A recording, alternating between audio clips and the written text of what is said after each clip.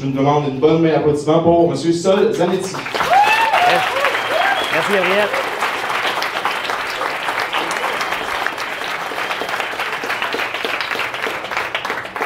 Bonjour, je vous remercie beaucoup d'être là, c'est formidable. L'Université Laval, c'est ici que j'ai étudié en fait, alors revenir à mon alma mater, c'est quelque chose de symbolique qui me donne à la fois une petite pression positive et beaucoup d'excitation. Qui ici ce soir est venu dans le cadre d'une date? Ok, c'est bon, non, mais c'est bon de ne pas le dire, que ce soit comme implicite.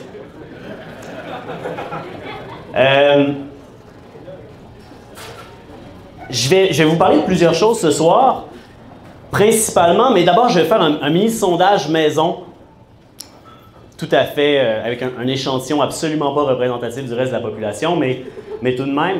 J'aimerais savoir, je vais vous proposer 3 options, j'aimerais que vous leviez la main. Je vais vous demander d'une part qui voterait sans avoir besoin d'y réfléchir davantage, qui voterait oui à un référendum sur l'indépendance demain matin. Après ça, je vais vous demander indécis puis contre. Okay? Alors, qui voterait oui sans hésitation? OK? Maintenant, qui voterait non sans hésitation? Bon, j'aurais dû commencer par eux en premier. En fait, c'est ce que je voulais faire pour pas qu'ils se sentent intimidés. Et qui a besoin d'y réfléchir, là, qui doit vraiment se faire une tête là-dessus et qui est venu pour s'informer? Bon, excellent. Alors, je considère que tous ceux qui n'ont pas levé la main, donc, sont soit contre, soit indécis. Et je trouve ça bien correct que vous ayez gardé ça pour vous. C'est dans le sens que vous avez le droit. T'sais. Puis merci d'être là, surtout. Merci à vous. C'est vraiment important, je pense. John Stuart Mill disait que celui qui ne connaît que ses propres arguments connaît très mal sa cause. Alors c'est important de s'informer, puis de voir qu'est-ce qu'il en est. Parce que ce qu'on entend au sujet de l'indépendance depuis 20 ans, en fait, à part un espèce de silence radio qui griche, ça se révèle être principalement des préjugés. Hein, on dit l'indépendance, c'est le projet d'une génération, laquelle, celle des patriotes de 1837, celle du début du 19e siècle, celle des baby-boomers, ouais, ok, bon, je sais pas.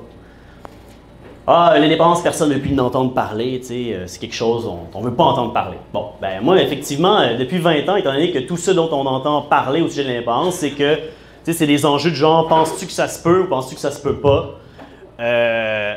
Est-ce que tu penses que ça va arriver? Penses-tu que ça n'arrivera pas? Veux-tu en entendre parler? Donc, ces questions-là sont profondément ennuyantes. Alors, c'est quand même assez compréhensible qu'on se désintéresse d'un sujet lorsque c'est la seule chose qu'on entend à son sujet.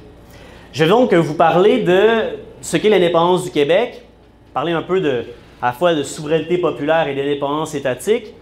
Je vais avancer les arguments environnementaux, les raisons environnementales pour lesquelles il faut faire l'indépendance, les raisons économiques aussi, les raisons démocratiques et les raisons aussi concernant la langue.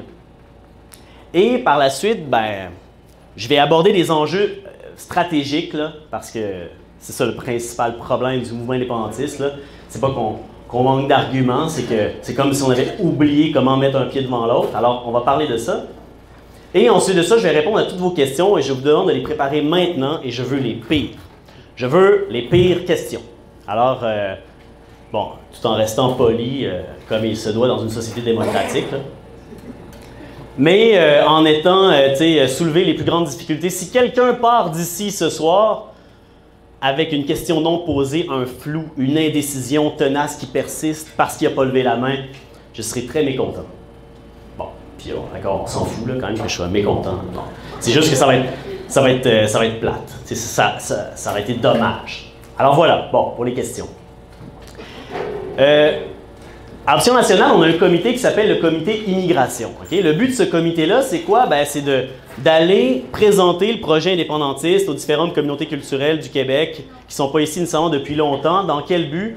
Dans le but de les faire adhérer à ce projet-là, en leur montrant que, bref, dans la mesure où ils habitent ici, qu'on respire le même air, qu'on vit les fluctuations de la même économie, qu'on est sur le même territoire, puis que tous ensemble, on est attachés à la démocratie, bien, on partage le même intérêt national qui doit nous motiver à faire du Québec un pays. Alors, c'est un peu le but de ce comité-là. Et dans le cadre de notre épopée, parce que ce n'est pas quelque chose qui est facile, ça prend du temps, tout ça, mais il faut prendre ce temps-là, Ben, on est allé à la mosquée sur Marie de l'Incarnation. Puis je parlais avec le responsable de la mosquée, puis il disait ouais, ok, je comprends l'indépendance, bon, tout ça. Puis moi, je disais, écoutez, là, vous, là, au Maghreb, vous l'avez fait l'indépendance. Vous devriez être bien placé pour comprendre que c'est mieux pour un peuple de prendre ses décisions lui-même en fonction de ses intérêts que d'en confier une partie à une autre instance qui a des intérêts différents.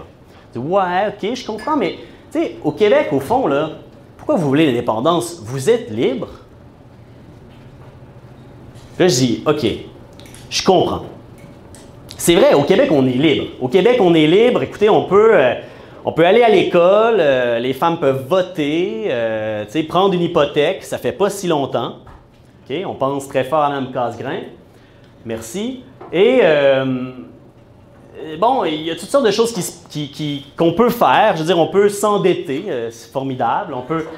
La plupart des autres pays dans le monde vont nous accueillir si on y va. Là. Bon, on peut aller visiter les Rocheuses.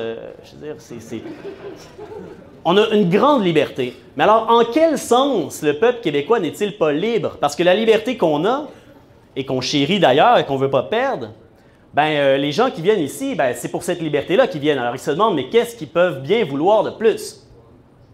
Alors là, pour résoudre un peu cette espèce d'impasse, il faut qu'on fasse une distinction entre deux concepts. D'une part, la liberté individuelle et d'autre part, la liberté du peuple.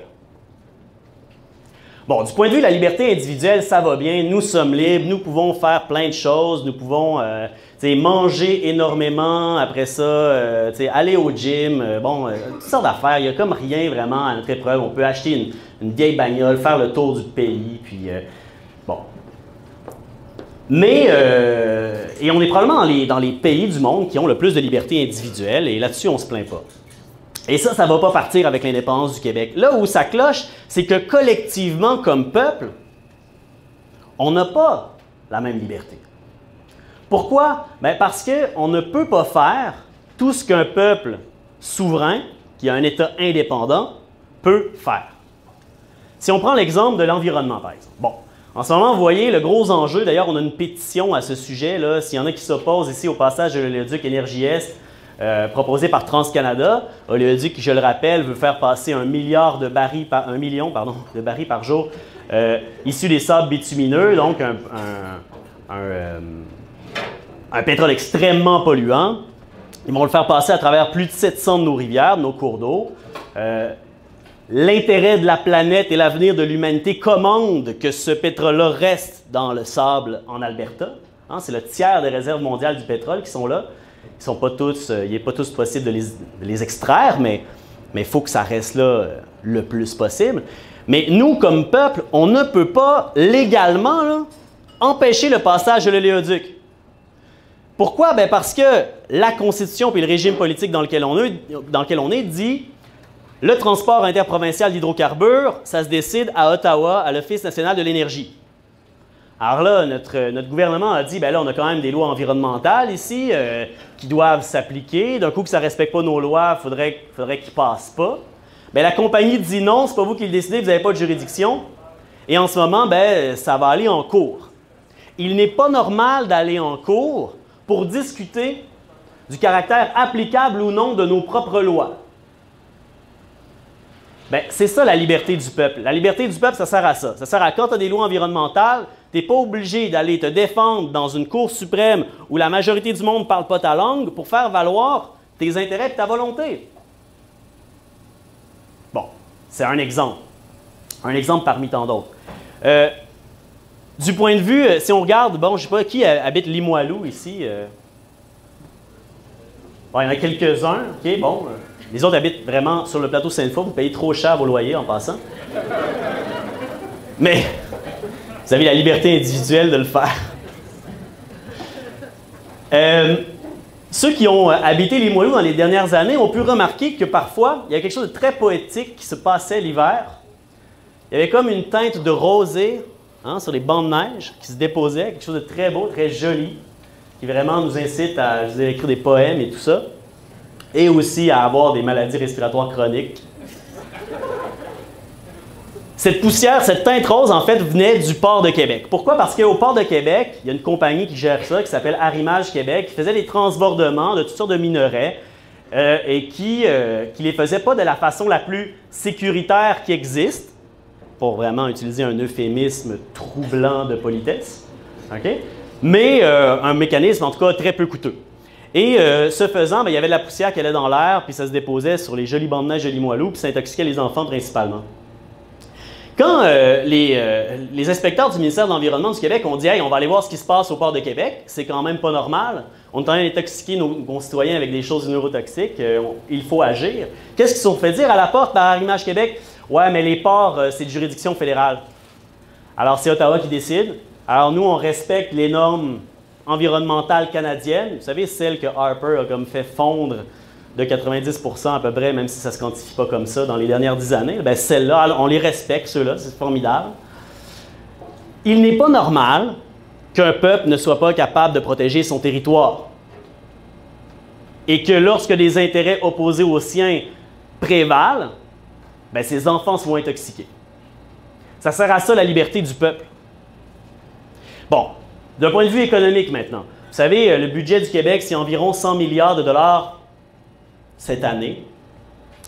Et on envoie par ailleurs 45 à 50 milliards chaque année là, à Ottawa sous forme de taxes et impôts, puis on leur envoie ça pour qu'ils les gèrent en fonction de l'intérêt de la majorité canadienne, hors Québec, plus souvent. Et ça pose toutes sortes de problèmes. Le budget du Québec, okay, il est occupé à peu près à 75%, il est affecté à peu près à 75% à la santé, à l'éducation et aux services sociaux. On ne veut pas couper là-dedans. Mais c'est pas normal pour un État de dépenser, ben c'est pas normal, en fait, c'est peut-être, mais c'est rare. Je veux dire, c'est beaucoup de dépenser 75% de notre budget là-dedans. Si on dépense 75% de notre budget, c'est parce qu'on ne gère pas tout notre budget. C'est parce qu'il y a une grande part de notre budget, 45 à 50 milliards, qu'on envoie chaque année à Ottawa, se faire gérer de toutes sortes de façons.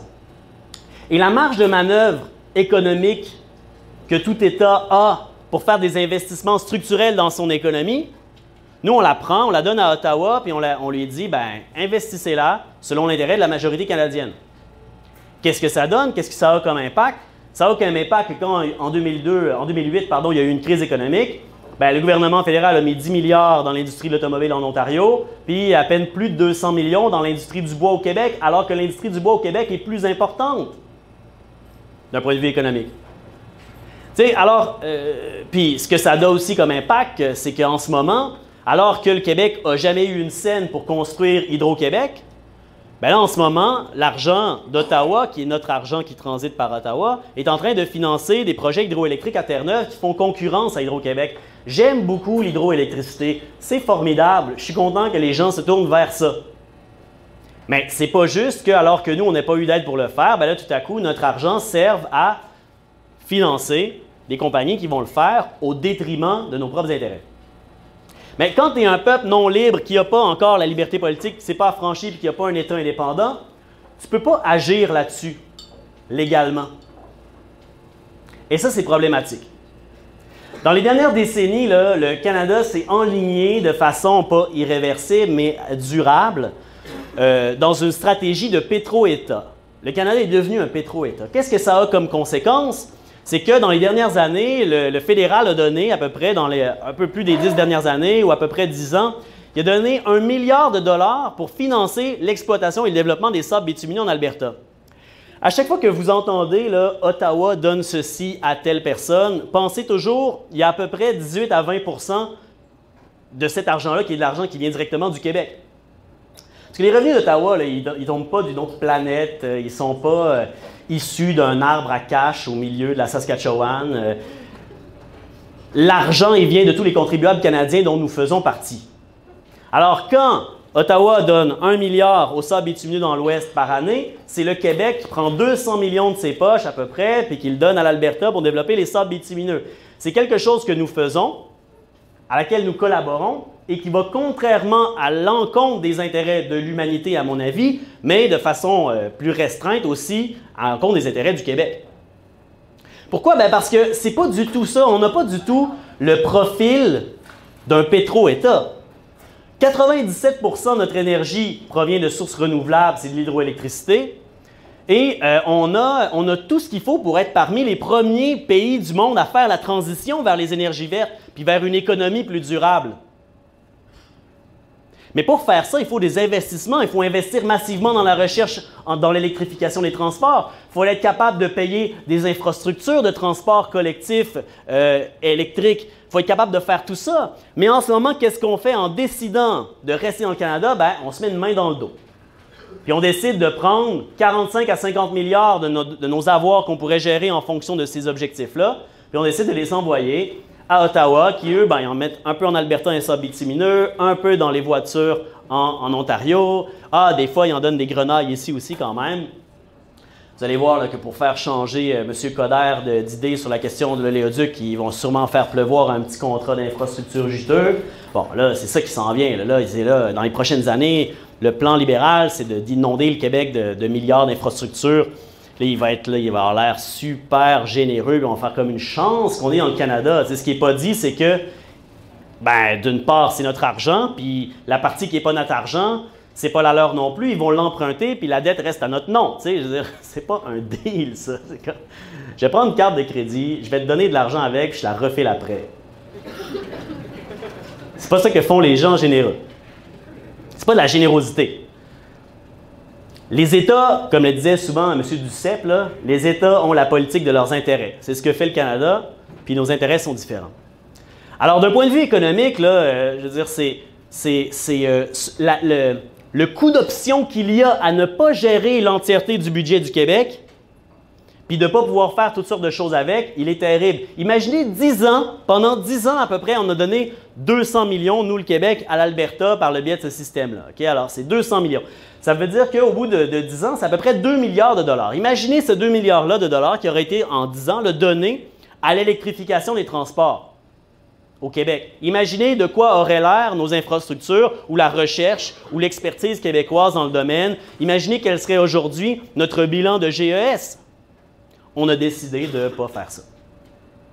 Par inertie, là, juste en continuant comme ça. Mais ça, il faut arrêter de faire ça. La liberté du peuple, ça sert à ça. Il faut gérer nous-mêmes nos propres affaires pour prendre des décisions qui seront les nôtres, des décisions démocratiques.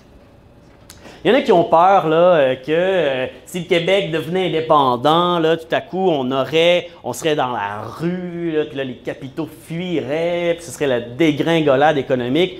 Prenons les choses une à la fois. D'abord, la perte des capitaux. Pourquoi pensez-vous que des industries étrangères qui viennent au Québec? Est-ce que c'est parce que, elles ont un penchant esthétique marqué pour la feuille d'érable qu'il y a sur le drapeau canadien? Ben non. T'sais, elles sont ici pourquoi? Eh bien, c'est parce qu'il y a un environnement fiscal favorable, peut-être trop. Parce qu'il y a une main-d'œuvre qualifiée extrêmement abondante. Pourquoi? Parce qu'on se paye des frais de scolarité relativement accessibles, qui ne le sont pas assez, mais c'est un autre débat. Parce qu'il y a des ressources naturelles. Parce qu'il y a toutes sortes de choses, parce qu'il y a de l'électricité abordable, puis on le fait des super deals. C'est pour ça qu'ils viennent. Du moment que le Québec devient indépendant, là, ces conditions-là ne changent pas et au contraire, on peut les améliorer. Il n'y aura pas de fuite des capitaux. Les gens qui ont peur, là, parce qu'ils pensent qu'on est dépendant de la péréquation aussi, il faut qu'on en parle. Il faut qu'on parle de péréquation. Bon. La péréquation, c'est devenu une espèce de mot là, qui fait résonner la peur dans le Québécois d'aujourd'hui, depuis des décennies. Là. Rares sont ceux qui sont capables d'expliquer exactement ce que c'est, mais en tout cas, on sait qu'on en dépend et que c'est épeurant. Globalement, la péréquation, c'est quoi? C'est un système de répartition de la richesse entre les différentes régions d'un pays. Beaucoup de pays ont des systèmes de péréquation. Nous, on en a un. Au Canada, qui paye la péréquation puis qui en reçoit? Bien, tout le monde en paye, mais là, je vais parler de ceux qui en reçoivent plus, qui en donnent, ceux qui en donnent plus, qui en reçoivent. Grosso modo, les États, les provinces qui produisent du pétrole en donnent plus qu'ils reçoivent, puis celles qui ne produisent pas de pétrole en reçoivent plus qu'ils en donnent. Okay? Et le Québec reçoit le montant absolu le plus élevé de péréquation, mais si on calcule le montant de péréquation par habitant, il est le deuxième à en recevoir le moins après l'Ontario qui vient de commencer tout juste à en recevoir. Le montant est à peu près de 9 milliards, le montant de péréquation qu'on reçoit. Alors là, les gens disent, ouais, mais là, puis là, les libéraux vont dire ça, mais là, si du jour au lendemain, on ne reçoit plus 9 milliards de dollars, il va falloir qu'on coupe dans quoi? Vous avez trouvé ça difficile, l'austérité, hein? Mais 9 milliards, c'est autre chose, ça va faire mal. Bon, alors là, il ne faut pas se laisser intimider par ce genre d'argument-là. D'une part, le Québec indépendant, oui, ne recevra pas de péréquation, mais par contre, il va arrêter d'envoyer 45 à 50 milliards de dollars à Ottawa. Donc déjà, il va ramasser ça.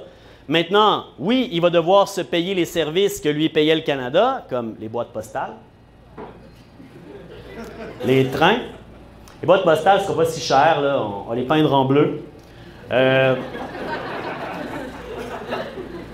Bon, il va falloir qu'on ait une certaine garde nationale, ou du moins une armée, qui sera certainement beaucoup plus pacifique. Il y aurait des mandats beaucoup plus pacifiques et moins militairement engagés que l'actuelle armée du Canada, dont les frais ont plus que doublé dans le début du 21e siècle. Alors non seulement on récupère cet argent-là, on ne reçoit plus de péréquation, on se paye nous-mêmes nos services, mais aussi il y a plein de dédoublements ministériels inutiles qu'on va pouvoir éliminer. On va faire une rationalisation importante dans les dépenses administratives de l'État. Okay? Il n'y aura pas 2 ministères de la Santé, 2 ministères des Finances, 2 ministères de l'Environnement. C'est drôle, hein, parce que la santé, c'est une juridiction provinciale, normalement inaliénable. Tu sais. Mais il y a 9000 fonctionnaires à Ottawa dans le ministère de la Santé qui ne gèrent pas un seul hôpital au Québec. Alors on se demande, pour reprendre la formule chère à mon ami Alexandre, mais qu'est-ce qu'ils font de 9 à 5 s'ils ne s'ingèrent pas dans les compétences provinciales? Bon, ils font d'autres choses, là, et ils acceptent que certains produits soient vendus au Canada, etc. Là, okay, je ne veux pas minimiser ça. Mais il va y avoir une grande rationalisation qui va se faire aussi parce que, bon, les fonctionnaires fédéraux, vous le savez, ils gagnent pas mal plus cher que les fonctionnaires au Québec. Hein? Bon, mais ça, c'est un autre débat. Alors bref, en éliminant les dédoublements ministériels, en arrêtant de payer pour les programmes desquels on n'a pas besoin, en récupérant l'argent qu'on envoie chaque année à Ottawa, en se payant même nous-mêmes nos propres services et en ne recevant pas de péréquation, ben, le calcul est que, avec les chiffres de 2010, c'est la dernière fois que ça a été fait, c'est en 2010 ce calcul-là, on aurait économisé en 2010 2 milliards de dollars. Alors 2 milliards de dollars, ça fait combien de fois la gratuité scolaire, ça? Ça dépend comment on la calcule, mais mettons qu'à peu près 2 fois la gratuité scolaire universitaire. Alors, en étant dans le Canada, là, la péréquation, ce n'est pas un cadeau du ciel, ce n'est pas quelque chose dont on dépend, c'est, ni plus ni moins, une compensation partielle pour ce que ça nous coûte d'être dans le Canada. Alors, le Québec indépendant aura une plus grande marge de manœuvre, pourra surtout investir dans ces secteurs stratégiques et donc aura des conditions qui seront beaucoup plus favorables à son économie, mais surtout, il sera possible pour lui de faire une transition vers une économie plus durable parce que ce qui arrive dans le 20e siècle, là, je veux dire, on ne peut pas se mettre la tête dans le sable. Il y aura des changements majeurs. Je ne sais pas à quelle date exactement on va frapper le mur de la croissance. Je ne sais pas qu'est-ce qui va arriver en premier. Est-ce que ce sera les migrations massives dues à l'augmentation du niveau des mers à cause des changements climatiques qu'on aura peine à limiter à 2 degrés Celsius? Qu'est-ce qui va arriver en premier? Je ne sais pas. Mais il va falloir que le monde change. Et nous, si on veut être de ceux qui ont commencé à changer en premier, et donc à qui ça le coûte moins cher, à qui ça coûte le moins cher, puis qui sont mieux positionnés, aussi non seulement pour eux-mêmes, mais pour pouvoir aider les autres, bien, il va falloir qu'on sorte du pétro-État canadien. Tu sais, il n'y aura pas de... Tu sais, des fois, les gens pensent « Ouais, mais tu sais, pas obligé de faire l'indépendance, ça a l'air compliqué. » On pourrait, mettons, juste comme faire tellement plein de choses dans le Québec pour l'améliorer déjà. Tu sais, on pourrait faire la gratuité scolaire au Québec, on pourrait faire ci, on pourrait faire ça. Oui, on peut faire plein d'affaires, mais tout comme il n'y aura jamais un État socialiste aux États-Unis, à part si Bernie Sanders remporte les primaires et puis l'élection, puis ben de la même façon, il n'y aura jamais un Québec vert dans un pétro-État canadien. Ils ne nous laisseront pas mettre les règles environnementales nécessaires pour empêcher le pétrole de passer. Et ils ne nous laisseront pas mettre la taxe sur le carbone nécessaire à la transition qu'il va falloir faire. Ils ne nous laisseront pas mettre ces choses-là en place. L'argent, ils ne nous la donneront pas, notre argent, pour dire, tenez, placez-la dans vos secteurs stratégiques, dans le bois, dans ci, dans ça. On décide de leur laisser gérer ça. Et ça, il faut que ça arrête. Maintenant, d'un point de vue démocratique, je parlais d'environnement, d'économie. Évidemment, je fais un survol très rapide de l'enjeu, mais vous pouvez poser des questions plus complexes après. Puis sur l'économie, on a même des spécialistes en économie ici là, qui sont encore plus calés que moi, qui vont pouvoir venir à la rescousse pour vous éclairer. La démocratie. Bon, la démocratie, c'est important. C'est très important. Ça ne paraît pas tous les jours. Quoi que ça paraît à chaque fois que vous payez une pinte au bar, par exemple, on est dans une monarchie. Quand mes cousins italiens sont venus pour la première fois, à un moment donné, ils m'ont dit, pas pour la première fois parce que j'avais 1 an, mais quand ils sont venus plus tard, on a jasé et ils ont dit, mais qu'est-ce qu'a fait elle juste sur vos billets de banque? C'est pas la reine d'Angleterre, ça? Je dis, ouais. Bon, petite leçon d'histoire. À quelque part, on s'en fout, qu'il y ait une madame sur nos billets de banque, qu'est-ce que ça fait? Mais même si ça a l'air de rien faire, il y a quand même des choses qui sont profondément problématiques. Et puis, il faut faire le lien entre le régime politique dans lequel on est et puis le marasme qu'on vit dans la politique québécoise. Bon, qui trouve la politique québécoise excitante ici, là? Ah ouais? C'est parce que là, on n'est pas tous les jours dans une conférence d'option nationale. Non, mais je veux dire, la politique québécoise, beaucoup la trouvent morne, hein, n'ont pas envie de s'impliquer, ils ne vont pas voter, ils ne se sentent pas représentés. Les partis pour lesquels ils voudraient voter, il semble qu'ils n'ont pas de chance parce que le système, le mode de scrutin dans lequel on est favorise structurellement le conservatisme. Alors là, d'élection en l'autre, il y en a une faible proportion de la population qui vote. Tu sais, il y a une proportion de la population qui vote pour le Parti libéral pour absolument empêcher l'indépendance du Québec. Il y a une petite partie aussi qui vote parce qu'ils ont ces valeurs-là. Puis après ça, il y a une grosse partie qui vote pour le Parti québécois parce qu'ils veulent absolument empêcher le Parti libéral de passer. Puis là, il y a plein de monde qui disent « Ah, j'aurais vraiment voté pour vous, option nationale, mais là, tu sais, on n'a pas un mode de scrutin proportionnel. » Quand ils ont fait la confédération, la dite confédération, parce qu'il ne s'agit pas d'une confédération, en 1867, Georges-Étienne Cartier, qui a été dépeint, qui va être dépeint l'année prochaine comme un grand héros canadien, père de la Confédération. Georges-Étienne Cartier, qui était d'ailleurs un patriote indépendantiste québécois qui a reviré sa chemise pour devenir un politicien mêlé à des scandales de corruption avec les contrats de chemin de fer pour développer l'Ouest puis tout. Georges-Étienne Cartier qui a enlevé son S à Georges pour que ça fasse George, comme le roi. Georges-Étienne Cartier disait lui-même que ce qu'on veut faire avec ce pays-là, c'est pas comme amener l'esprit démocratique et républicain en Amérique. Non, c'est pour y enraciner encore plus profondément les racines, pour reprendre son terme, de la monarchie britannique. C'est ça le projet, c'est quand même bien marché. Le système dans lequel on est, il empêche l'émergence des idées nouvelles. C'est ça qui fait le mode de scrutin uninominal en un tour. Il est fait pour favoriser le conservatisme. Hein? Alors, donc, alterne nos pouvoirs, sauf des exceptions temporelles formidables, comme le gouvernement du PQ de 1976, alterne au pouvoir des partis qui se travestissent un peu pour pouvoir être élus, donc des partis d'extrême centre.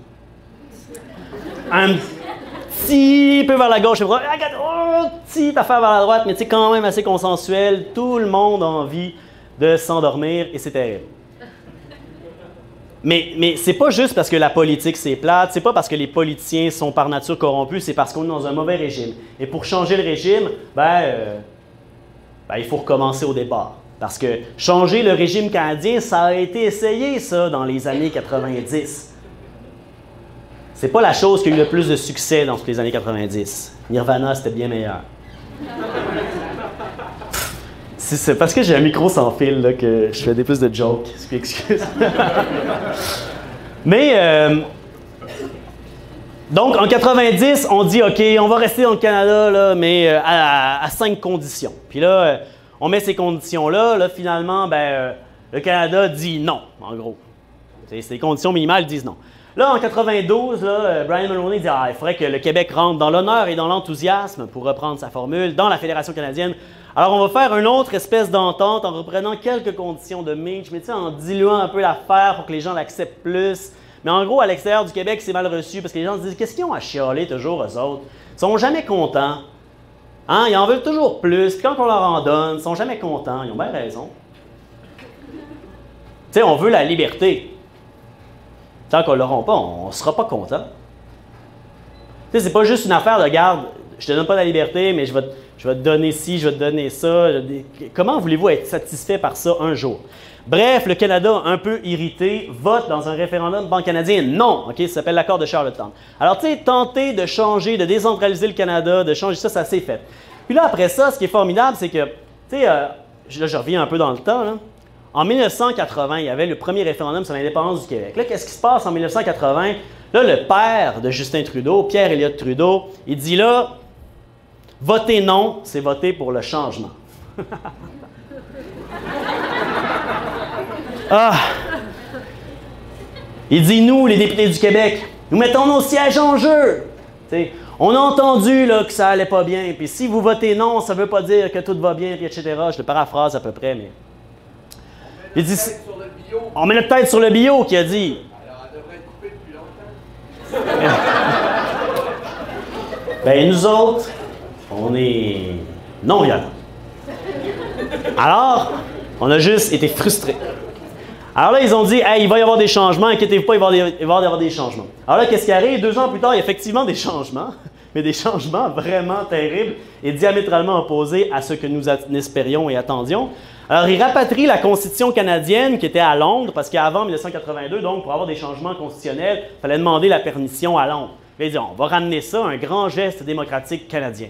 Ils ramènent ça, puis là, ils organisent ça, ils négocient, ils font une espèce de deal, puis là, finalement, ils l'adoptent. Puis là, le Québec n'est pas consulté, puis le Québec, ça ne fait pas son affaire, parce qu'il trouve qu'il y a plein de choses là-dedans qui limitent la possibilité qu'il a, entre autres, de préserver la langue française, mais ça limite sa liberté, point barre, et ça devrait être une raison suffisante. Mais là, qu'est-ce qui se passe? Ben, c'est pas grave que le Québec s'y oppose, c'est pas grave que le Québec ait jamais signé cette loi constitutionnelle-là de 82, parce que c'est prévu dedans que c'est pas grave si le Québec, il l'accepte pas. Le Québec avait un droit de veto historique, non écrit, mais historique et traditionnel. C'est ainsi que fonctionne le droit britannique. Et puis ça a été tout simplement balayé.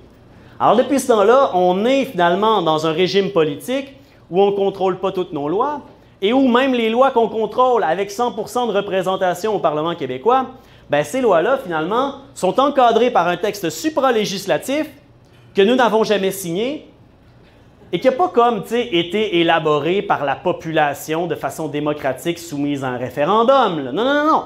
Elle a été élaborée, en gros, par Pierre Elliott Trudeau et consorts en 1982, imposée au Québec contre sa volonté.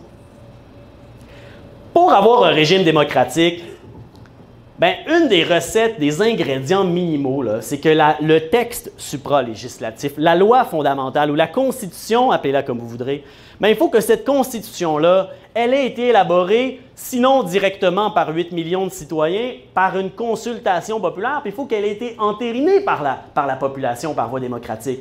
Ça, c'est la base. Sinon, quelle légitimité a le régime politique? Il n'y en a pas. Nous sommes dans un régime illégitime. Et faire l'indépendance du Québec, c'est non seulement l'occasion de faire table rase de ça, c'est l'occasion de se donner une nouvelle constitution élaborée avec la plus grande participation populaire possible, soumise à un référendum, une constitution qui prévoit, permet et garantit une vraie démocratie saine, qui par ailleurs n'existe probablement pas encore parfaitement nulle part sur la Terre. Tu sais, la démocratie, c'est comme une espèce d'échelle de gris, là, tu sais, puis on est comme dans le... Il y a du plus ou moins là-dedans, mais là, on pourrait être beaucoup, beaucoup, beaucoup plus démocratique qu'on l'est. Mais pour faire ces réformes-là en profondeur, là, je veux dire, on ne fera pas ça dans un système monarchique. Même quand on a voulu faire, je donne un exemple comme ça, un exemple récent du Québec, on a voulu mettre une loi pour avoir des élections à date fixe au Québec.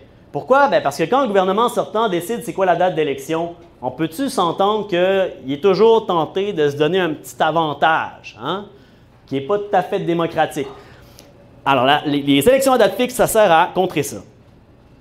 On a fait cette loi-là ici, mais Cette loi-là, là, elle peut être contrecarrée n'importe quand parce que le lieutenant-gouverneur du Québec peut, n'importe quand, à la demande du premier ministre du Québec, dissoudre le Parlement, l'Assemblée nationale du Québec. Si, mettons, un représentant du peuple élu dûment, démocratiquement par sa circonscription arrive au Parlement puis décide, parce que lui est indépendantiste, de ne pas prêter serment à la reine d'Angleterre, ils vont lui refuser le droit de siéger. C'est pas démocratique, ça. C'est pas ça la démocratie. Alors bref, l'indépendance du Québec, c'est une occasion formidable de renouveler la démocratie en profondeur et de l'adapter à la réalité du Québec d'aujourd'hui, puis aussi de l'adapter aux défis que nous allons avoir à relever dans le 21e siècle. La langue. Bon. Alors, la langue, c'est important. Ben, c'est surtout beau, en fait. Parce que, tu sais, d'un point de vue, disons, désincarné, on pourrait dire, ouais, mais si tout le monde parlait anglais sur la Terre, ce serait bien plus pratique. C'est bien plus facile d'apprendre l'anglais de toute façon. On pourrait passer plus de temps à apprendre des maths, je sais pas. Il y a à peu près 6000 langues qui se parlent sur la Terre. Et le français, ben, c'est notre langue. Il y a des langues qui meurent, je ne sais pas si c'est chaque jour, mais en tout cas, au moins chaque semaine. Il faudrait revoir les chiffres. Et chaque fois qu'une langue disparaît sur la Terre, là, je ne parle pas juste du français, mais je parle aussi du français tel que parlé en Amérique. Puis encore là, ça change parce que je suis allé à Winnipeg la semaine passée, j'ai eu cette chance. Puis les Franco-Manitobains, ils disent des choses aussi. Puis les Acadiens, ils disent des choses, puis ils chantent des chansons que nous, on a oubliées. Puis Zachary Richard. Puis chaque fois qu'une langue disparaît comme ça, ben, c'est une partie de l'humanité qui meurt avec elle. Parce que les langues servent pas juste à communiquer. Les langues, c'est des génies de l'humanité, c'est des œuvres créatrices formidables qui servent à dire des choses qui parfois ne se disent pas autrement. Bon. Et comprenez que l'argument ici, il est esthétique, il est affectif aussi. T'sais, on dit, ouais, mais tu sais, le français, s'il disparaît, qu'est-ce que ça fait? Je sais pas trop. Il y a des langues qui disparaissent et après. Ben, je veux dire, le français, ben, c'est notre langue. Aujourd'hui, on pourrait dire, bon, tous les jours, il y a des gens qui meurent à l'autre bout de la Terre, puis on ne le sait pas, puis c'est à chaque seconde peut-être, et puis c'est normal, et puis il faut s'y faire, puis c'est normal que ça ne nous émeuve pas autant. T'sais. Oui, d'accord, mais quand c'est votre frère qui meurt, hein, ou votre ami, ben, c'est normal que ça vous fasse quelque chose. C'est normal et légitime. Le français, c'est une langue formidable, et si on veut la préserver, ben, il faut qu'on se dote d'un État indépendant. Pourquoi?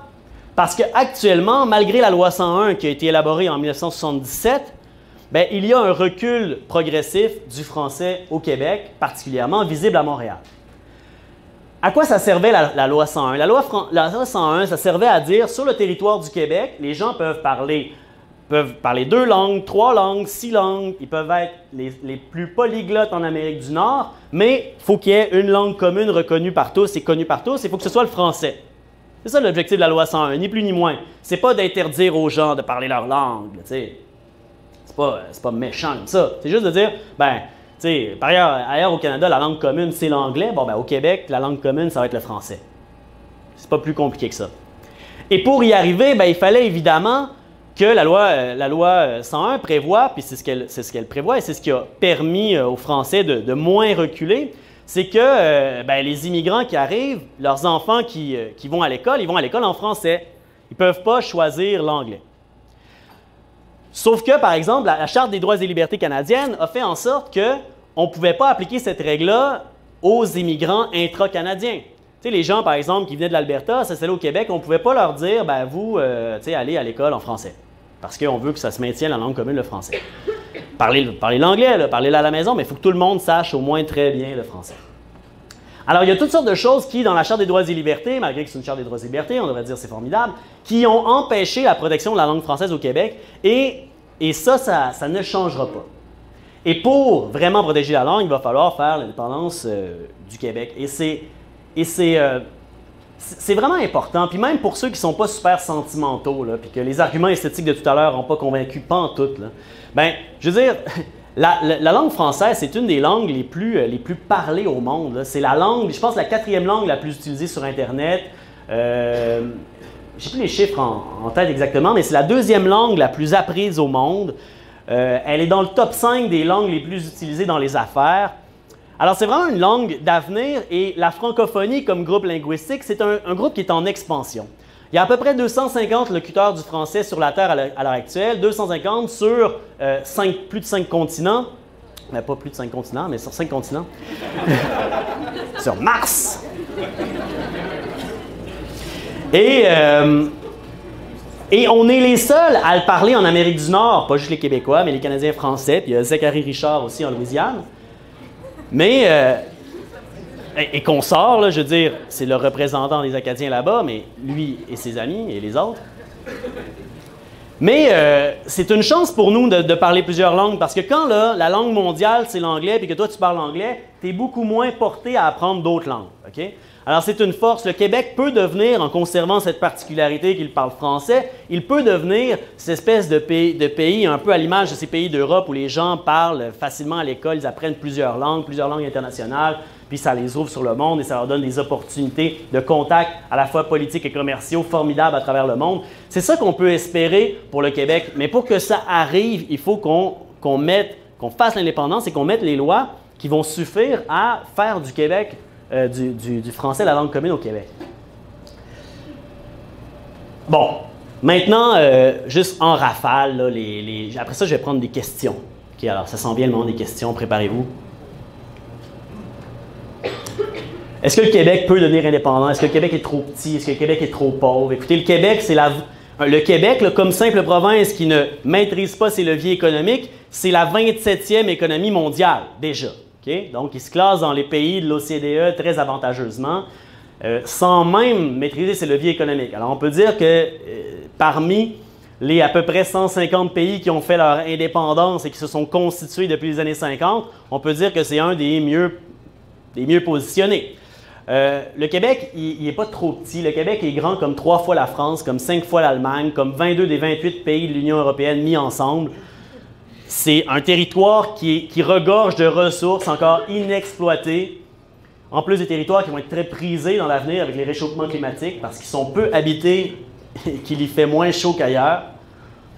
C'est un peu cynique de dire tout ça, mais écoutez, c'est quand même ça la réalité. Triste réalité.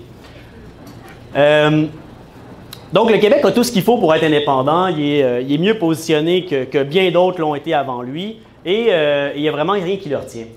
Sur ce, je vais passer le micro à Gabriel pour qu'il anime la période de questions. Je vous remercie énormément de votre écoute. C'est formidable. J'ai hâte d'entendre ce que vous avez à vous dire. Et posez-moi les pires questions, je le rappelle. Je veux que l'Université Laval me mette au défi.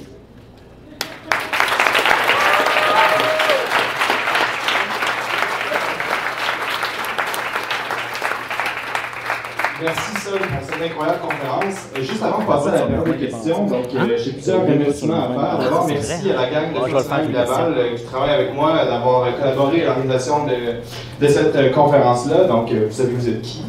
Merci aussi au foyer de nous avoir accueillis ce soir, c'est vraiment apprécié.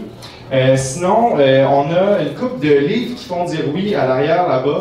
Donc, si ça vous intéresse, en fait, c'est un livre que Option nationale a publié qui fait un résumé finalement succinct et bref et concis des arguments en faveur de l'indépendance du Québec. Donc, plusieurs des arguments que vous avez entendus ce soir et encore plus, qui sont en fait destinés aux indécis. Donc, il y en a une bonne couple qui sont gratuits à l'arrière. Ça, c'est pour les indécis. C'est vraiment s'il y a des personnes indécises dans la salle ou si vous avez des amis qui sont indécis, vous pouvez en prendre autant que vous voulez, puis les donner, puis les distribuer. Il faut que ça circule, ces affaires-là.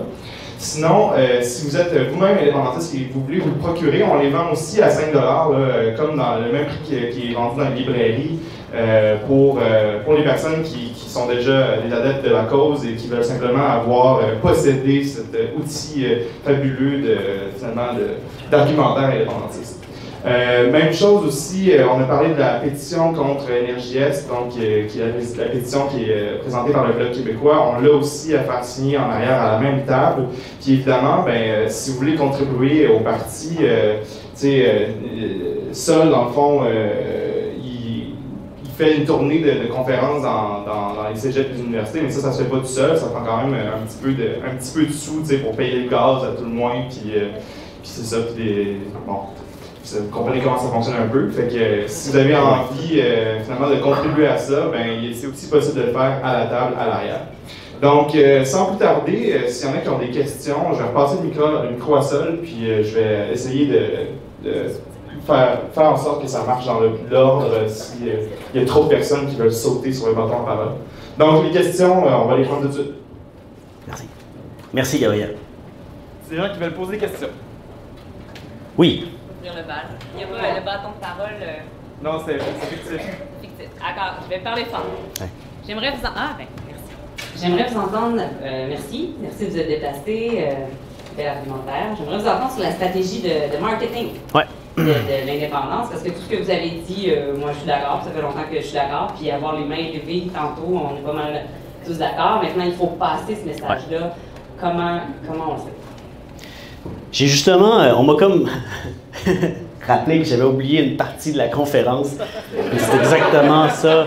Alors, je vais repartir pour 20 minutes. Non, c'est pas vrai. Mais je vais répondre de façon succincte, mais c'est une question super importante. On a un problème le problème du mouvement indépendantiste, c'est pas un problème de marketing. Ben oui. Okay. Oui.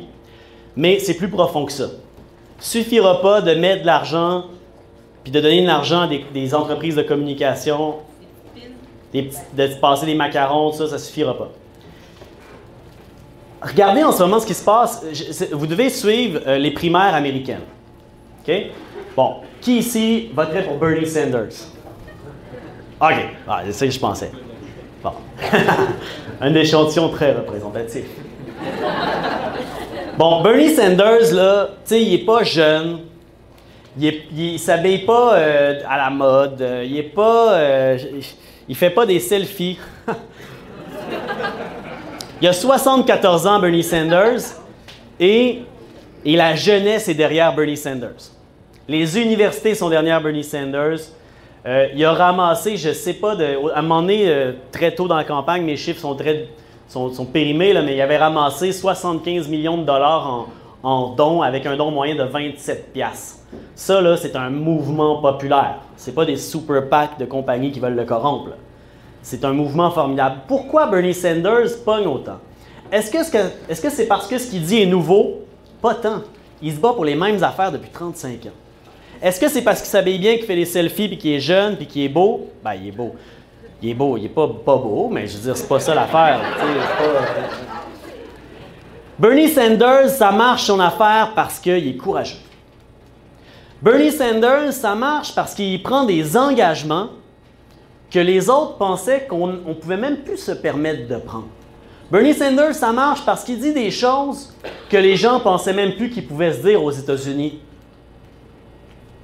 Tout en convoitant le poste de président. Là, puis là les gens l'écoutent, fait comme « il ose dire ça, wow! » Il a ce courage-là. Et c'est ça qui suscite le mouvement social derrière Bernie Sanders. Et c'est ça qui fait que les gens se ruent pour s'acheter des T-shirts qui rivalisent d'imaginativité, etc. Avec sa face, ses lunettes, son front dégarni, les cheveux fluo, qui sortent de tous bords. Donc, c'est de ça que le mouvement indépendantiste a besoin. Pas nécessairement de Bernie Sanders, mais d'engagement courageux. Puis, pas nécessairement des idées révolutionnaires. Dans la question ou des idées révolutionnairement nouvelles. Je veux dire, l'indépendance, là, on va être parmi les derniers sur la planète qui le font. C'est un peu gênant. Mais ça prend du courage de le proposer. Alors, on a besoin de courage. Puis à partir du moment où on dit, ça fait... Non, mais... C'est parce que, OK, il faut prendre une espèce de recul. Un peu comme l'anthropologue là, qui arrive dans un autre pays et qui voit tout avec un œil neuf. Faisons ça, mais avec la politique québécoise, OK? Imaginez comment un touriste qui arrive et qui essaie de comprendre la position du mouvement indépendantiste depuis 21 ans, imaginez qu'est-ce qu'il se dit. OK, c'est un parti souverainiste. Ah, mais en élection, par contre, ils n'en parlent pas parce qu'ils pensent que le monde ne veut pas ça. OK, c'est un parti, ils veulent l'indépendance, mais ils n'en parlent pas parce qu'ils ont l'impression que s'ils en parlent, ils n'auront pas d'appui, donc ils n'en font pas la promotion non plus.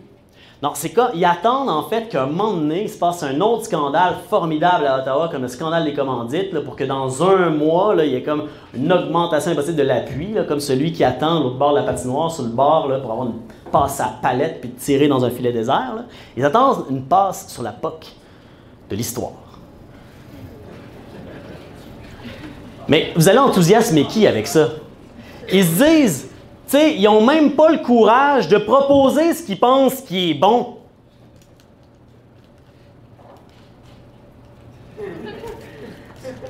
Je veux dire, c'est terrible. On est comme habitué, c'est pour ça, on est habitué à cette valse hésitation terriblement délétère, là, mais il faut arrêter. Il faut juste dire, regarde, on veut faire l'indépendance parce que c'est bon. Pourquoi c'est bon? Parce que telle chose. Puis une autre chose qui doit se trouver dans le programme d'un parti indépendantiste, c'est pas juste on va faire l'indépendance, qui devrait être la maudite base. Il doit y avoir aussi un vrai programme de pays. Les programmes des partis indépendantistes là, ont été dans les 20 dernières années là, des programmes de province. Ça concernait la santé, ça concernait l'éducation, ça concernait la partie de l'agriculture qui concerne la province. Là, il faut faire un programme. Il faut dire aux gens, regardez, nous là, on se positionne aussi sur la défense. On n'enverra pas notre armée là-bas. On ne va pas vendre des tanks à l'Arabie Saoudite. Le budget de l'armée, là, ben, on n'achètera pas des F-35 avec. À la place, on va faire la gratuité scolaire universitaire. Il faut dire ça. Il faut penser et faire des propositions qui dépassent le cadre de la province, qui était une espèce de corset pour nos cerveaux politiques depuis des décennies. Il faut qu'on dise qu'on va le faire en agriculture. Il faut qu'on dise qu'on va bloquer Énergie Est, même si Ottawa pense qu'on n'a pas le droit de le faire. Il faut qu'on dise ces affaires-là.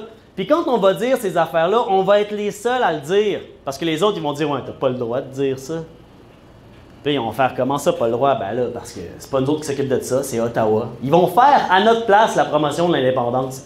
Bon, ça se passera probablement pas exactement comme ça. Mais bref, l'idée, c'est d'arrêter d'être toujours sur la défensive puis de les amener avec un programme de pays et non pas un programme de province, là où ils ne peuvent pas rivaliser. Et c'est ça qui va faire la pédagogie de l'indépendance, c'est ça qui va susciter l'enthousiasme. Donc, pour répondre très brièvement, là, résumer ma réponse, ce que le mouvement indépendantiste, dont le mouvement indépendantiste a besoin, c'est de courage, c'est de s'assumer, puis c'est de faire des propositions audacieuses, de ne pas avoir peur du débat, de ne pas avoir peur de faire peur, de ne pas penser que là, il faut une stratégie cachée. La stratégie cachée. Tu sais, ça fait 20 ans là, qu'au Parti québécois, là, il y a du monde qui disent hey, là, on n'est pas pour dire si on va faire l'indépendance, on va tout dévoiler notre jeu à nos adversaires. Tu sais, je veux dire, ce qui va nous faire gagner, ce n'est pas l'effet de surprise. C'est pas, tu sais, hey, regarde ça, à un moment donné, on va prendre le pouvoir, ben on est schlac, l'indépendance. Ils vont faire un méchant saut. Les Catalans, là, ils ont fait une mobilisation formidable, OK? Puis ils ont dit ce qu'ils allaient faire en 5 points. Ils ont dit, on se fait élire avec une élection référendaire. Après ça, on met sur pied une constitution parlementaire, une commission parlementaire qui va établir avec la participation populaire une constitution de la Catalogne indépendante. On va préparer les structures de l'État catalan, puis on va soumettre cette constitution-là à un référendum en fin de mandat, puis après on déclare l'indépendance. C'est ça qu'on va faire. Qu'est-ce que tu veux que Madrid fasse? Ils font juste vous n'avez pas le droit. L'appui à l'indépendance augmente. C'est ça qui se passe. Tu sais, les Catalans, là, on dit ah ouais, mais oui, mais les Catalans, c'est pas pareil. Les Catalans, il y avait un gros appui à l'indépendance. Les Catalans, là, en 2006, il y avait 15% d'appui à l'indépendance. Puis les Catalans, il y en a à peu près 1 sur 2 qui parlent encore catalan seulement. Fait que lâchez-moi vos affaires dont on est mal positionné, oui, mais c'est plus facile pour les autres, puis etc. Là. Prenez des vrais engagements, ayez une stratégie de mobilisation claire, faites un programme de pays pour vrai. Là, on va jaser. Ce serait ma réponse en bref.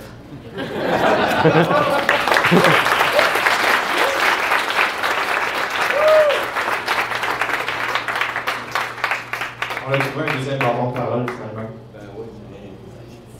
Allô? Ben oui. Alors, c'est ça, je me suis invité ici, là, je suis un vieux.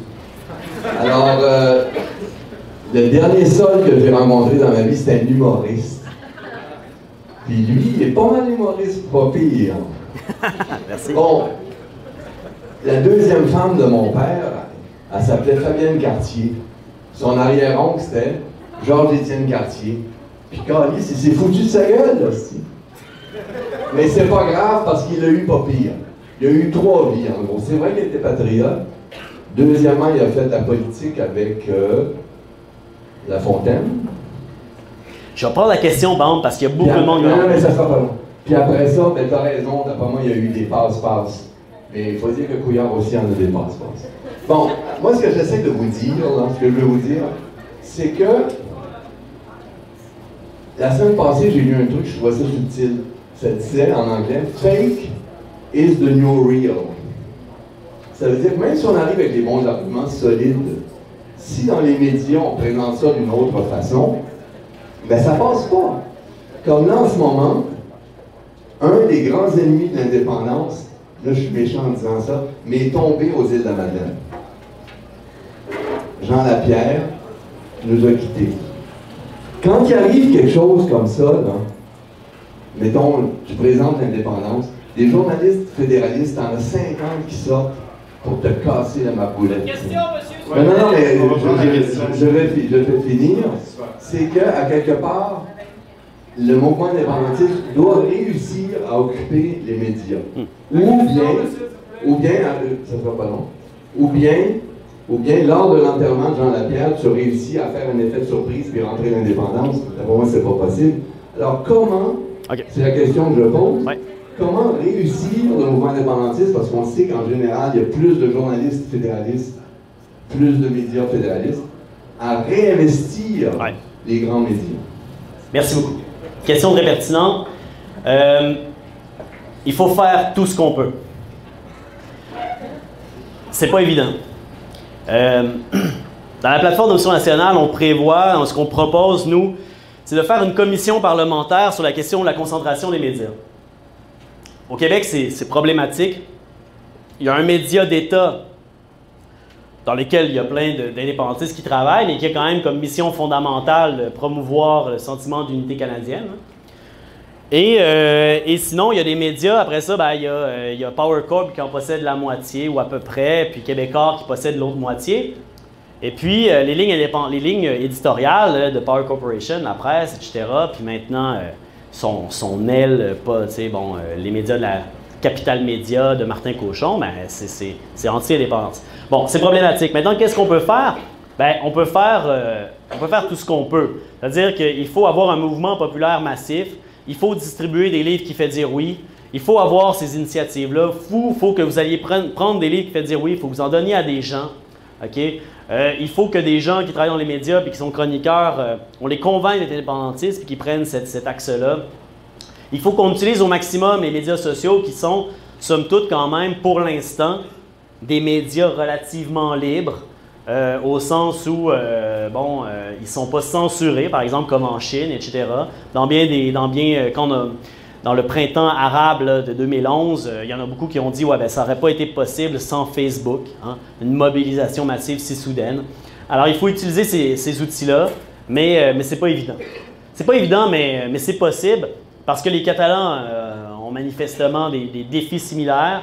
Les Écossais en ont eu des très similaires. Ils ont quand même réussi à faire augmenter, les Écossais, leur appui de 30 à 45 % en à peu près 2 ans de campagne, ce qui est formidable. Nous, si on augmente nos appuis de 50 % en 2 ans de vraie campagne, ça veut dire qu'on va monter à 60 %. Puis ça va être bien en masse. Sinon, ça va être une majorité claire. Et alors, c'est ce que je dirais. Oui.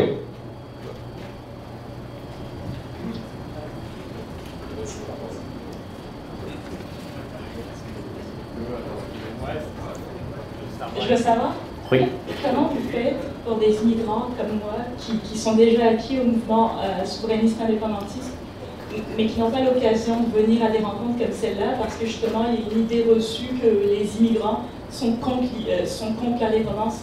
Comment vous faites pour les mobiliser, pour les intégrer au projet d'indépendance? Ce qu'on fait actuellement, on a un comité sur pied qui fait des contacts, on organise des assemblées de cuisine. On a organisé 2 ou 3 assemblées de cuisine cette année avec des membres de la communauté latino, là, au sens large, là, des Colombiens, des Mexicains et tout ça. Mais on cherche des contacts toujours. Et puis c'est ça qui est le plus difficile à établir, parce que tu ne vas pas juste dans un bloc appartement à chercher des immigrants et leur dire « Hey, je veux vous parler d'indépendance ». Il faut des contacts. Mais si vous voulez nous en fournir, on organise des assemblées de cuisine, puis des conférences, puis c'est ce qu'on veut faire le plus possible. Je pense qu'à ce stade-ci, puis d'ailleurs, certaines démarches qu'on a faites ont été relayées par le journal des immigrants là, de la capitale. Là. Alors ça c'est bien, c'est une certaine visibilité, mais c'est insuffisant. Mais c'est ça qu'on veut faire, des assemblées de cuisine où on présente le projet, puis on dit, regardez, vous là, vous voulez élever votre famille ici, bon ben, et vous partagez le même intérêt national. T'sais. Moi, le seul point sur lequel je peux comprendre que des immigrants soient moins sensibles à cet intérêt national-là, sur la question de la langue, quand ce ne sont pas déjà des francophones. Mais quand c'est des immigrants déjà francophones en plus, puis même s'ils ne sont pas francophones, je dis, regarde, il y a l'économie, il y a l'environnement, il y a tout ça, les services sociaux. Alors, nous partageons le même intérêt national. Alors, il faut en prendre conscience et puis faire ça. J'espère que je réponds à votre question. Merci. Les autres questions? Alors, c'est pas trop proche. Alors, bonsoir, mon nom est François Dallo. Je suis à la présidence des organisations Unies pour l'indépendance du Québec, de la capitale nationale, Chaudière-Appalaches. Et ma question va être en lien avec cette organisation.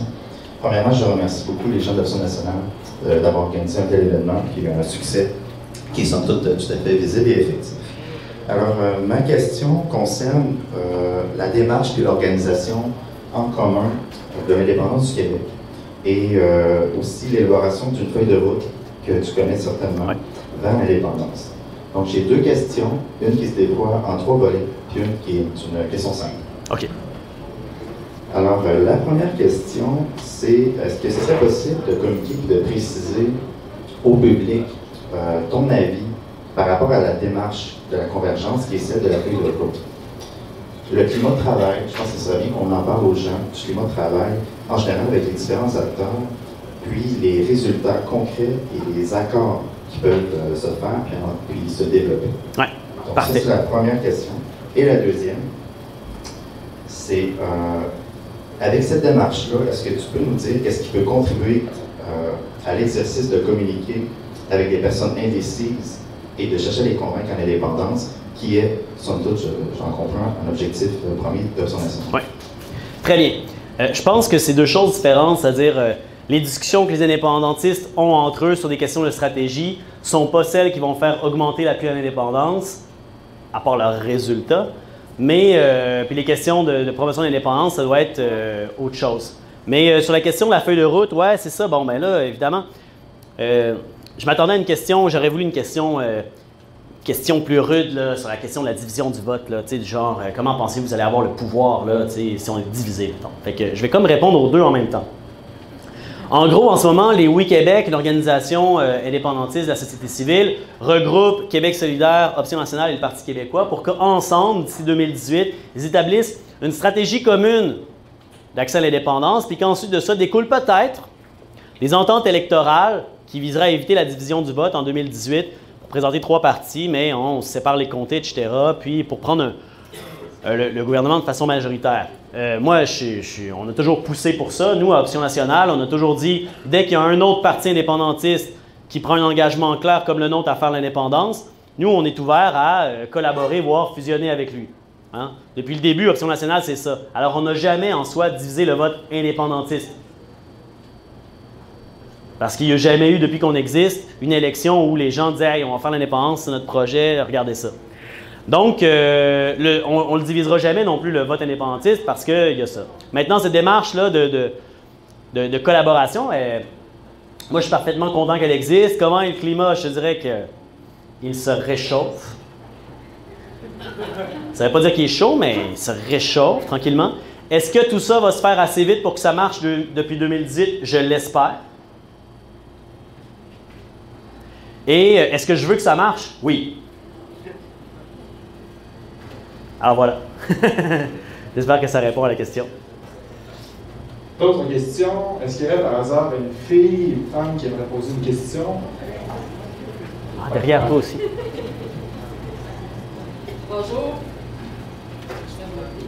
mon nom, c'est Sophie Destin. Oui. Et j'avais quelques questions, mais j'ai choisi la pire. On est amis Facebook en plus. En plus. On va peut-être se unfriender après ça. Non, c'est pas vrai. Alors, voici ma question. Ouais. Lorsque nous serons indépendants et que les changements climatiques se feront sentir dans les territoires du Nord, comment pourra-t-on défendre le Nord des envahisseurs si nous avons une armée si pacifique? Ouais. Une armée pacifique, c'est pas une armée qui défend pas son territoire. Pour moi, c'est une armée qui ne participe pas à des missions, disons, offensives à l'international.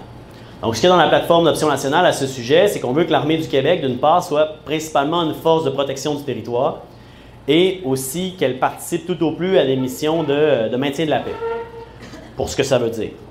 Bon. Mais, clairement, on a un gros territoire à protéger.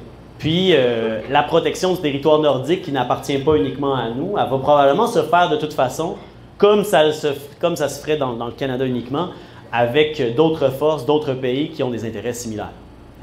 Le Québec indépendant, le Québec dans le Canada, ce n'est pas une force militaire qui peut gonfler ses pectoraux à l'international.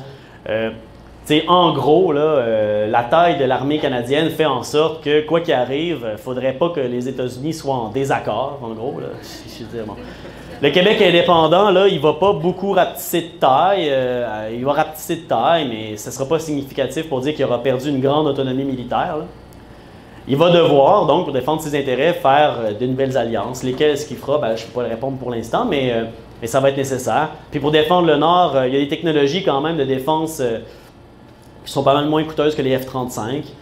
Pour de la surveillance, technologie satellite, il y a des drones qui ne tuent pas des innocents, des drones de surveillance. Et puis il y a toutes sortes de choses qui peuvent être utilisées, qui coûteraient pas mal moins cher que les F-35 ambitieux de Harper. Mais c'est clair qu'il nous faut une armée. Une garde nationale, appelons-la comme on veut. On ne peut pas faire comme le Costa Rica. On pourrait faire comme le Costa Rica, dire hey, on n'a pas d'armée. Mais si tu ne prends pas d'armée, qu'est-ce qui arrive? Il faut que tu fasses tout ce que les États-Unis et la Chine veulent que tu fasses. Les Costa Rica, ils font protéger en fait leur territoire par les États-Unis. Mais en échange, c'est sûr qu'ils n'ont pas l'indépendance de refuser un quelconque traité économique que les États-Unis veulent bien faire avec eux. Et bon. Alors, c'est ça le prix à payer. Moi, je trouve que ça coûte cher. Est-ce que je réponds quand même assez bien? OK. Merci. On ne va pas se retirer notre amitié sur Facebook. Hello. Ça me parle trop fort? Des fois, OK, c'est bon. En fait, je suis vraiment arrivé au bon moment. Là. Vous faisiez référence à Bernie Sanders et à son discours qui rejoignait les gens. Donc, en fait, moi, ce que je me demandais, c'est parce que aussi, des discours comme ça qui peuvent autant rejoindre la population comme celui de Bernie Sanders, c'est que ça touche plusieurs enjeux sociaux. Ouais. Ils vont rejoindre les gens dans leur quotidien et leur réalité dans le milieu de travail avec un 15 $ de l'heure minimum, de la gratuité scolaire, des free healthcare. Je le sais parce que je suis allé faire du porte-à-porte justement pour lui à Boston. Et ce que je me demandais, c'est est-ce que l'Option nationale devrait se faire plus reconnaître par le fait qu'elle prône un projet social que le fait nécessairement que c'est un parti indépendantiste. Parce que le Québec a été constamment divisé par ces questions-là, indépendant, souverainiste, fédéraliste. Ça a complètement oblitéré la question gauche-droite. La preuve, c'est que le PQ existe encore parce que justement, ils se sont tous rejoints derrière une idée de faire un pays, mais ils ne savent pas trop c'est quoi le projet de société qui prône derrière ça. Ils veulent juste faire un pays. Donc, Option nationale, elle devrait-tu plus être reconnue pour ses idées de projet de société que le fait d'être un parti indépendantiste? Et est-ce que, selon vous aussi, ça aiderait peut-être à rejoindre les communautés autochtones parce que, elles, quand on leur dit Québec indépendant, il y en a beaucoup, ça ne veut pas leur dire grand-chose, surtout que c'est le fédéral qui s'occupe plus d'eux, en fait. Donc, votre avis là-dessus? Ouais. Moi, je pense qu'on devrait être reconnu pour les deux, parce qu'on est les deux. On ne doit surtout pas mettre de côté le projet indépendantiste comme si c'était quelque chose de séparé du reste, hein, comme le proposait là, dans le Devoir M. Saint-Pierre Plamondon en fin de semaine, puis M. Camille Bouchard, que j'aime beaucoup par ailleurs. Ça doit être les deux. Maintenant, pourquoi est-ce qu'on est reconnu plus pour l'un que pour l'autre? C'est qu'avec les fenêtres d'opportunité, de visibilité médiatique qu'on a, on n'a pas toujours l'occasion de présenter toute la plateforme. Mais si vous allez la lire au complet, probablement que vous l'avez déjà fait si vous posez la question, vous allez voir qu'on est pour la nationalisation des ressources naturelles, évidemment pour une réforme de la fiscalité, on est pour l'électrification massive des transports, pour la recherche, on est pour évidemment un système de santé entièrement public, pour toutes sortes de choses, pour disons, une législation pour contrer la concentration des médias, bref, pour un renouveau de la démocratie, pour un mode de scrutin proportionnel, pour toutes sortes d'affaires. Maintenant, clairement, il faut faire les deux. Je pense que c'est rassembleur, mais il ne faut jamais dissocier les deux. Il ne faut pas dire « Ah, on va leur plaire parce qu'on est à gauche, puis après ça, haha, on va faire l'indépendance. » Peut-être. Il faut qu'on leur montre que c'est lié parce que c'est lié. D'ailleurs, regardez les CPE au Québec, là. Les CPE, c'est une des choses les plus intéressantes qui a été fait, en termes de politique publique un peu de gauche là, au 21e siècle. Et puis, c'est Mme Marois qui l'a fait d'ailleurs, c'est le Parti québécois. Alors, ça, c'est formidable. Et les CPE, vous voyez, on peut faire les CPE, mais quand on fait les CPE, qu'est-ce qui se passe? Bien, notre argent travaille contre nous. Pourquoi? Parce qu'il y a plein de crédits d'impôts qu'ailleurs au Canada, le fédéral donne aux parents qui font garder leurs enfants dans les soins services privés, auxquels nous, on n'a pas accès, mais pour lesquels on paye quand même. T'sais, alors, il y a toutes sortes d'affaires. Quand on a la santé, là, regardez, le problème du système de santé au Québec, c'est pas que nos dépenses augmentent trop. Le problème du système de santé, c'est qu'on ne gère pas l'argent du fonds de santé au complet. J'ai un exemple, la RAMQ, la Régie de l'assurance maladie du Québec, fondée dans les années 70. Au début, le deal avec Ottawa, c'était on en paye 50 %, puis vous en payez 50 % avec notre argent. On se rappelle de ce que j'ai dit tantôt, avec notre argent. Bon, bien maintenant, c'est rendu qu'ils en payent à peu près 20 %. Fait que là, c'est comme si on leur donne notre argent pour qu'ils nous en donnent moins dans la santé. C'est ça qui crée les politiques, ce qu'on appelle le déséquilibre fiscal entre Québec et Ottawa. C'est ça qui crée la popularité aussi des discours austéritaires. Parce que là, ça crée des déficits structurels. Les gens disent ah, regardez, nos dépenses augmentent follement. Dans la réalité, c'est qu'on nous retire les transferts fédéraux en santé, on nous retire les transferts fédéraux en éducation. Fait que quel genre de réforme vous voulez faire dans un système dans lequel vous ne gérez même pas tous vos impôts? Puis que, par ailleurs, vous en confiez une partie à un pétro-État, vaguement d'extrême centre-droit. Bon. Alors, il faut vraiment qu'on revienne aux deux, toujours les deux. Parce que l'indépendant, mais même si, moi je pense qu'il y a des indépendantistes qui ne sont pas pour un projet social très interventionniste, puis je respecte ça aussi. Moi, je veux d'un Québec indépendant, profondément démocratique. Je veux que dans le Québec du futur s'expriment les diverses tendances qu'il va y avoir dans la population, puis qu'il y a dans la population déjà. Il va en avoir un François Legault là, dans l'indépendance, puis Philippe Couillard, ils ne vont pas juste partir en Arabie Saoudite, là, il va rester, il va avoir des idées austéritaires, puis bon, il y aura... bon. Alors voilà, j'espère que je réponds à la question. Oui, mais l'important en fait, c'est d'être pas uniquement d'utiliser l'image médiatique. Je sais que c'est difficile à contrôler les médias, mais Annie Sanders aussi il a la misère pour ça. Ouais. Mais d'essayer de leur tondre la question pour leur montrer que c'est pas juste le fait de dire oui à l'indépendance, c'est qu'il y a vraiment un gros projet de société qui se veut progressiste, pas justement faire une grosse coalition large qui va finalement mener à rien, mais un projet de société progressiste qui est ultimement un pays. Mais de tourner ce projet-là, pas justement être juste vu comme un parti qui est juste le oui. C'est oui à quoi? Ben, je suis bien d'accord. Le micro est mort. OK. Je vais prendre le tien pour la question. OK, parfait. Bon, ouais. On va se le lancer. Non, hein? Moi, j'avais une question concernant les arguments environnementaux que tu as dit au début. Qu'est-ce que je réponds aux gens qui me demandent, au lieu d'être indépendant, pourquoi ne pas simplement convaincre les gens du Canada qu'on a intérêt à être plus écologique?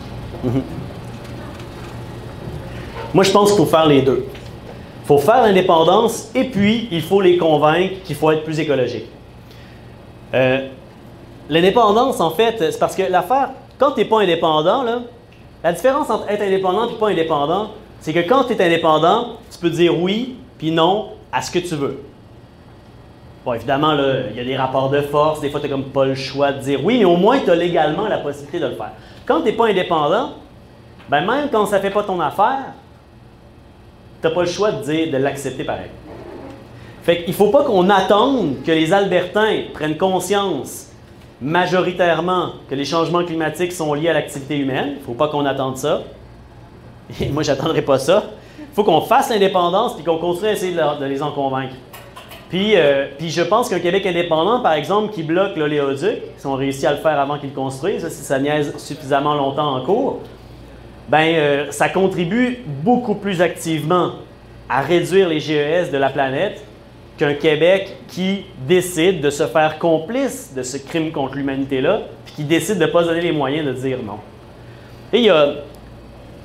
En 1995, il y a eu quelque chose qui s'est passé d'assez formidable quelques jours avant les élections, ça s'appelle le Love In. Il y a des gens qui sont partis de partout au Canada en avion, payés, subventionnés par des fonds occultes et illégaux, et qui sont arrivés là, pour dire à Montréal, faire une grosse manif avec des pancartes, là, « We love you, Québec, stay with us ». Et puis ça me fait réfléchir en tant que philosophe sur l'amour. Mais qu'est-ce que l'amour? Est-ce que l'amour, c'est de dire, écoute, t'es tellement super, t'apportes beaucoup à ma personnalité, demeure soumis à mes décisions. Est-ce que c'est ça l'amour? Ceux qui sont sur une date à soir, dites non. OK. Non, l'amour comme l'amitié entre les individus et entre les peuples, ça ne peut s'épanouir que dans un contexte de liberté réciproque et reconnue. Tu sais, quand ton ami est obligé de sortir avec toi un soir parce que c'est toi qui décides tout le temps, là, ben c'est pas ça de la vraie amitié. L'ami, il peut dire oui, il peut dire non. Les peuples amis peuvent dire oui, peuvent dire non. Puis nous, ce à quoi on aspire, c'est de pouvoir dire oui et de pouvoir aussi dire non quand ça va faire notre affaire. Mais c'est peut-être que fake love is the new love. C'est peut-être ça. C'est peut-être ça.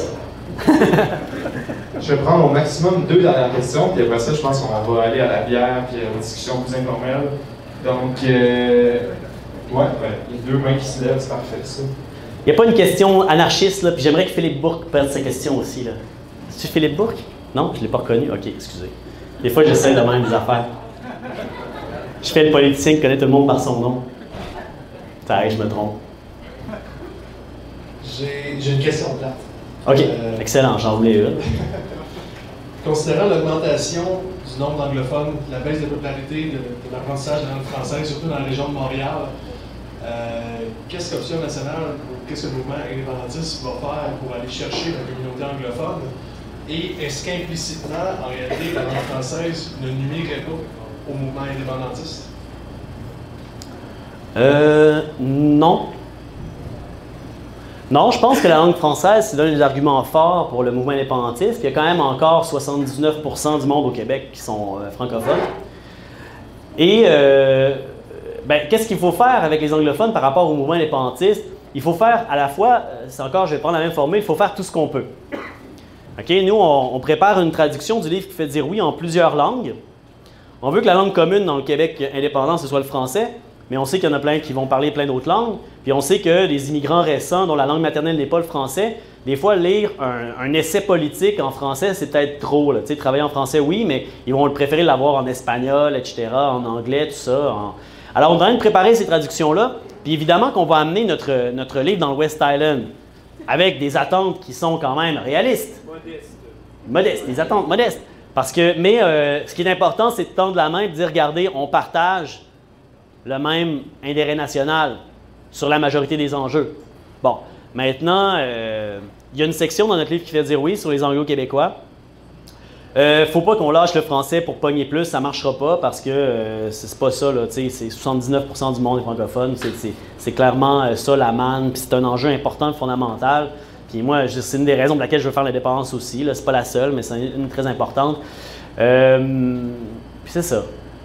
Il faut faire ce qu'on peut. Il faut qu'on leur tende la main. Parce qu'ils ont tellement une image diabolique de nous autres. C'est assez hallucinant. Parce que, les 2 solitudes, c'est ça, en fait. C'est le fait qu'on ne lit pas les mêmes médias.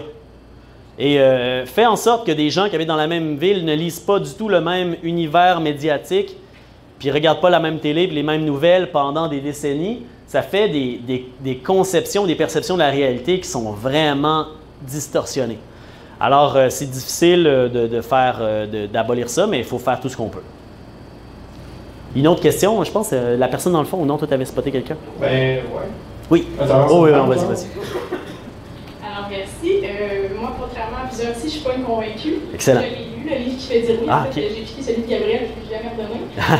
Mais je suis encore ici ce soir, sauf que ma question est quand même, se pose quand même. Est-ce que vous pensez qu'une indépendance peut se faire quand on est pogné avec un vieux parti comme le Parti québécois qui représente les souverainistes, que tout le monde se loge derrière eux parce que sinon on est censé diviser le vote, il va falloir attendre que le PQ meure de sa belle mort pour pouvoir voir des partis souverainistes vraiment émerger? Il va falloir faire ce qui marche en premier. Il va falloir faire ce qui marche en premier. À court terme, pour 2018, moi je pense que la chose la plus gagnante pour le mouvement indépendantiste, c'est une alliance multipartite. L'alliance multipartite a cet avantage que ça montre plusieurs visages du mouvement indépendantiste. Tu ne peux plus isoler les indépendantistes en disant « Regardez, c'est la gang à Pelado. Ah, regardez, c'est la gang à Mme David. Ah, c'est la gang à Salzanetti. Ça, c'est les pires, ça. » Hein? Des maudits gauchistes. Ah, des maudits hommes d'affaires. Ah, des maudits ceci, des maudits cela. Quand c'est une belle coalition multipartite comme en Catalogne, ça marche beaucoup mieux, puis ça, c'est le plus efficace. Maintenant, c'est étonnant comment un parti peut se renouveler quand il décide de prendre des positions audacieuses. C'est pas encore le cas du Parti québécois. Est-ce que le Parti québécois peut se renouveler? Écoute, il y a des affaires qui ont l'air bien plus impossibles que ça sur la Terre. Moi, je dirais pas que non, mais clairement, là, c'est pas fait. Pourquoi? En gros, parce que le cadre stratégique est toujours le même. Ah, on va vous le dire plus tard, si oui ou non, on va proposer l'indépendance dans le prochain mandat. Ça, là, c'est le boulet du mouvement indépendantiste. Puis tant que le plus gros parti décide de se maintenir dans cette attitude d'anti-leadership, on est foutu. Fait qu'en attendant, il faut préparer l'avenir. Nous, c'est ce qu'on fait. On prépare un autre parti, puis on crée des solidarités, on forme des militants aussi en sciences politiques. On a une école de formation politique des militants d'Option nationale. Et si vous êtes membre, vous allez avoir les nouvelles pour ça. Et c'est ça qu'on fait. Maintenant, il faut faire l'affaire qui marche en premier. Il faut être pragmatique, c'est ça qu'il faut faire. J'avais une idée, là. C'est comme enfui, mais je voulais vraiment en parler. Ah, t'as peu, c'est quoi, non? Ah, oui! OK. En plus, ça a rapport à l'Université Laval. Bon. Le leadership politique, c'est quoi? Levez la main ceux qui étudient en sociologie à l'Université Laval ou qui ont étudié en sociologie à l'Université Laval. OK, vous êtes formidables. Du moins, vous êtes les formidables héritiers d'une tradition formidable. La grève de 2012 puis le mouvement massif de mobilisation populaire n'aurait pas été possible sans vous. Comment partir un mouvement social? Étape 1. Avoir du courage et prendre les risques en premier. Le leader, c'est celui qui prend les risques en premier. Quand vraiment tôt, là, je ne me souviens plus si c'est en janvier ou en février, quand les étudiants de la faculté de sociologie de l'Université Laval ont décidé les premiers de partir en grève, ils n'ont pas dit « on va partir en grève une journée ». Ils ont dit « on va partir en grève générale illimitée ». Okay. Tout le monde pouvait dire « ils sont fous hein? ». Ils sont inconsidérés. Ce ne sont pas des pragmatiques. Ce sont des théoriciens. Ils sont bons en théorie. Ils vont se péter la gueule. Tous leurs amis, leurs parents peuvent leur dire « oui, mais tu vas perdre ta session. Personne n'est en grève. Tu ne pars pas en grève générale illimitée quand personne n'est en grève. Tu ne fais juste pas ça. » Mais ils ont dit « c'est une cause juste et nous y croyons. » Nous avons du courage. Et nous sommes peut-être un peu don quichotesques, mais bon, c'est toujours bien juste une session d'université dans l'histoire du Québec. Alors, ils n'avaient pas, contrairement à ce que voulaient dépeindre les autres maudits chroniqueurs, ce n'étaient pas des enfants gâtés qui pensaient juste à leur iPhone. C'est des gens qui étaient prêts à faire des sacrifices pour plus grand qu'eux. Et quand ils l'ont fait, il y a des gens qui ont fait « Hey, sociologie est en grève générale illimitée. » Wow! Ils ont fait « Hey, ils sont ouais, hey, wow! » Ils ont fait la même chose que quand ils écoutent Bernie Sanders aujourd'hui. Ils ont fait « Hey, il dit ça, lui! » En fait, hey, ces gens-là sont formidables, hey, ils sont en grève générale illimitée. OK, là, nous, notre assemblée de grève, on ne peut pas comme voter juste 3 jours. On a l'air. Tu sais, on va avoir l'air. Question d'orgueil, question d'honneur. Nous autres aussi, tant grève générale illimitée. Bon, pas toutes les facultés, mais quelques facultés ont fait ça. À partir du moment où il y a eu plusieurs facultés qui ont fait ça, là, le mouvement a commencé à prendre de l'ampleur. Les gens regardaient et disaient une autre semaine de cours de manquer, on va finir la session tard. Oh. Mais ils gardaient le cap. Puis là, à un moment donné, il y a plein d'associations qui ont dit, ben nous autres, on va voter un mandat de grève, puis on va tomber en grève générale illimitée juste quand il va y avoir 70 000 étudiants en grève. Ça, c'est comme l'espèce de majorité plus ou moins courageuse, molle. Là. Eux, ils ne partent pas les mouvements sociaux. S'il y avait juste du monde comme eux autres, ça irait jamais nulle part. Mais ils sont importants, tu sais.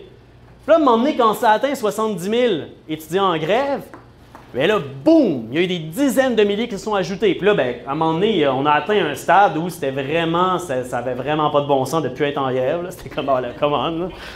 Dire le Québec est en grève, tu veux pas dire à tes enfants que tu étais le seul qui n'était pas en grève. Là. Je veux dire, ah ouais, là, tu sais, c'est comme, qu'est-ce qu'ils vont penser de toi? Ils vont changer de nom de famille. Alors, c'est ça le leadership. Au début, tu passes pour un fou, tu fais des choses qui sont courageuses, tu prends des risques. Puis après ça, bien, les gens suivent ou pas. Il faut que tu sois prêt à prendre le risque pour vrai. C'est pas une recette magique. Ce serait trop facile.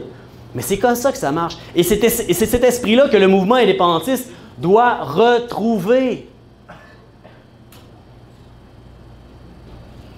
C'est ce qui mettra fin, malheureusement, à la conférence de ce soir. Je pense qu'on a déjà eu de longues heures pertinentes et intéressantes de débat là-dessus. Donc, je pense qu'il est temps de prendre une bière. Mais juste avant, je vous rappelle qu'on a une table à l'arrière avec les livres qui font dire oui, la pétition, le membership, puis également, nous, au ONU Laval, on cherche des gens qui sont motivés à faire l'indépendance. On voudrait que le campus de l'Université Laval soit le berceau de la révolution indépendantiste au Québec.